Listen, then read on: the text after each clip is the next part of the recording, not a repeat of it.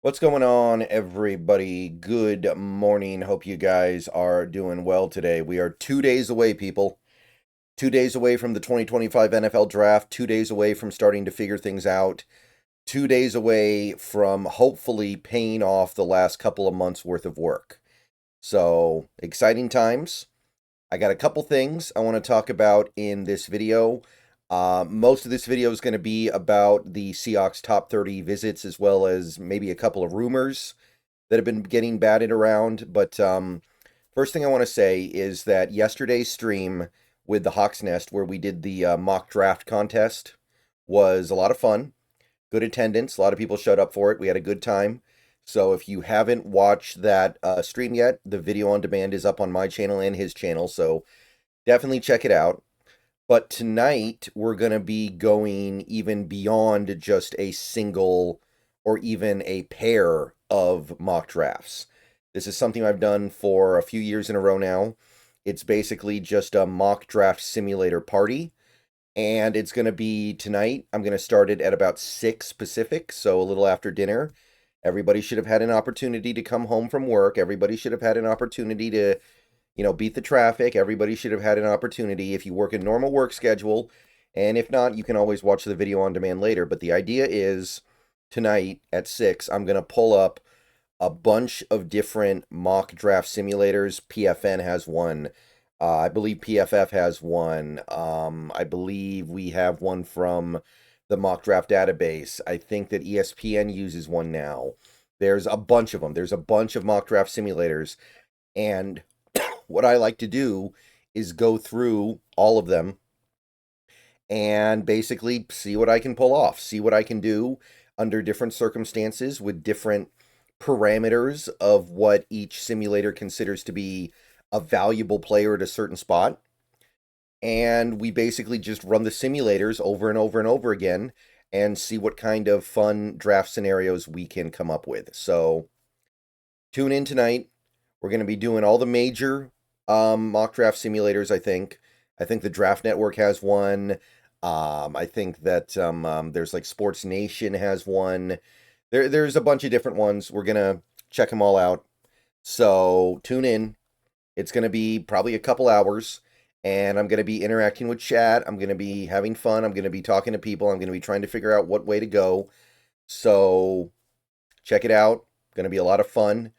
And hopefully it will help clarify our approach to this 2025 NFL draft. So that's tonight. Hope you're there. If not, check out the VOD later.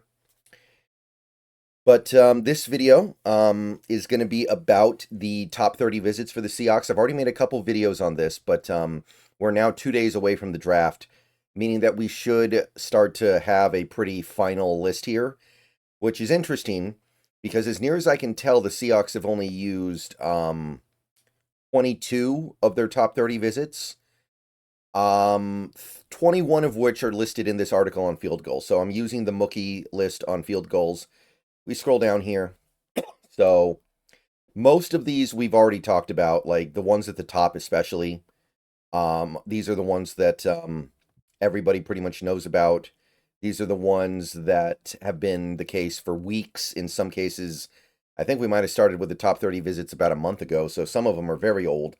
But I want to talk about some of the new ones in particular. So Tyler Shock, Issa Pohl, Nick Manwari, Savion Williams, Chase Lund, Bryce Cabledew, Siobhan Revel Jr., Mason Taylor, Jalen Milroe, Jared Wilson, Michael Williams, Ty Robinson, Dylan Fairchild. I believe those are guys we've already addressed in a video like this previously. Same with Shamar Stewart. Same with Kyle Williams. I think those are the ones we've already discussed here. So I believe the new ones include Princely. I think Princely is relatively new. He's the edge rusher from Ole Miss. I was okay with him. I wasn't in love with what I saw from him. I think there are some issues there, but I can understand that there's a pull to maybe add an edge rusher in the 3rd round.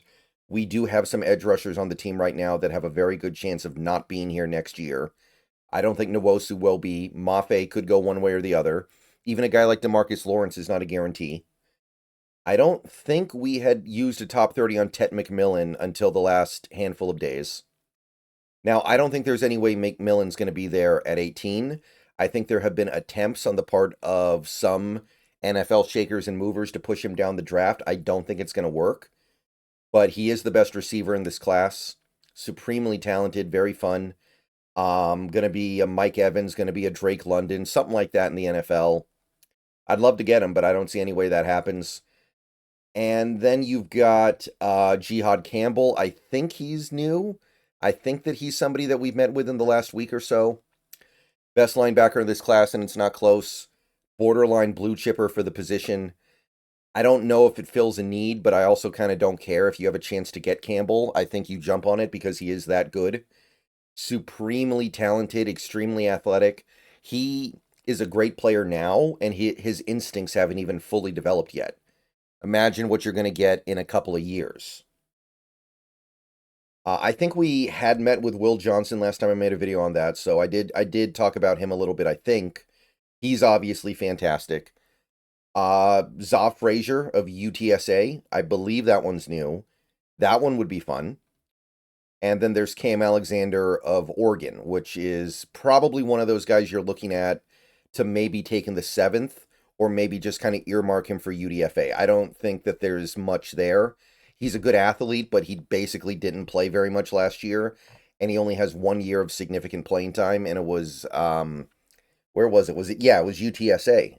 So I guess we like these UTSA corners, but I don't think that we're looking at Cam Alexander and thinking we're going to be using a valued pick on him. I think that's a guy you're earmarking to use a 7th round pick on, or you're trying to get him in the building so that when you bid on him for UDFA, he wants to go to your place over other places.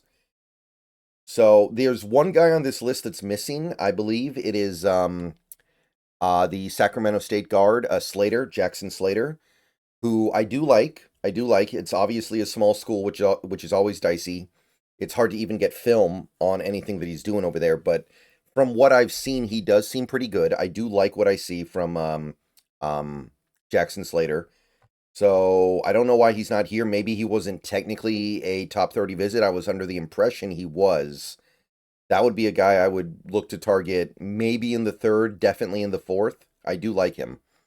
So it's a pretty good set of top 30 visits.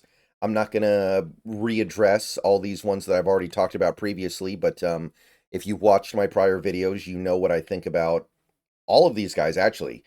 Every single guy on this list, including Slater, who I think is missing, I've addressed in a video already. So if you want to know my full thoughts on any of them, just search their last name on my channel and they'll probably come up.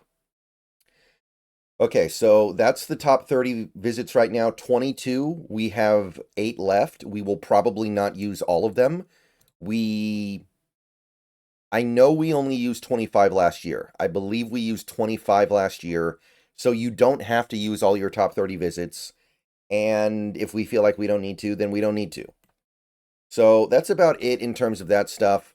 There was a lot of stuff said by Schneider and implied by Schneider and reported from sources that are supposedly close to Schneider over the last couple days. I don't want to get too deep in the weeds on any of that because it's all just trying to spread stuff out there so that nobody knows what's actually going to happen. But if you want to peruse through it, you certainly have the opportunity to do so. It's available all over the internet. Some of the highlights, though. One thing that has really stuck out to me, one of the many rumors that are getting pushed around about what the Seahawks might look to do in this draft. One of the things that I've heard, and this one stuck with me because it would be so weird and so unconventional. Apparently, the Seahawks might be looking to trade up in the 1st round to draft Jalen Walker, the Georgia linebacker. That came from Brady Henderson, and it caught my attention because, first of all, I don't think John Schneider wants to trade up.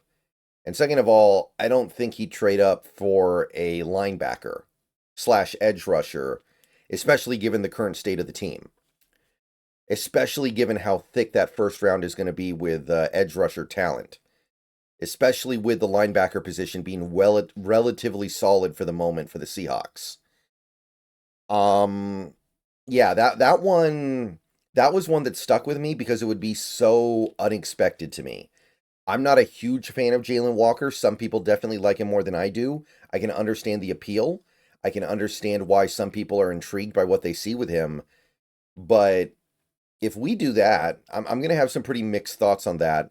And more than that, though, I would just be shocked that that's the guy you trade up for, not a quarterback, not a, franchise caliber tackle, excuse me, not some kind of generational prospect.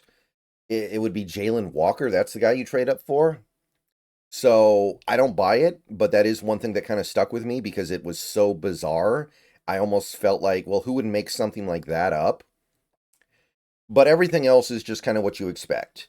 He didn't John Schneider refused to admit that he's not going to draft a quarterback. He said we could still draft a quarterback even though I'm pretty confident we're not going to. I think that's why you signed Drew Lock. Um he talked about how he doesn't know what he's going to do with Charles Cross's fifth-year option yet, or he at least he won't tell us. Maybe he does know, but hopefully I'm hoping that something gets done there very soon before the price goes up. He talked about some other stuff like offensive linemen, and again, he was mostly vague and evasive, which he probably should be, so I don't have a problem with any of it, but I don't think there's a lot to learn there because he's just putting stuff out there. And generally speaking, I feel like when the Seahawks put stuff out there, and this goes for most teams, the stuff that gets put out there is not what happens because that's not how you play the game. So I'm going to go ahead and leave it at that. Those are your top 30 visits. Hope to see you guys tonight for the mock draft party. See you guys later. Go Hawks. Everybody have a good day.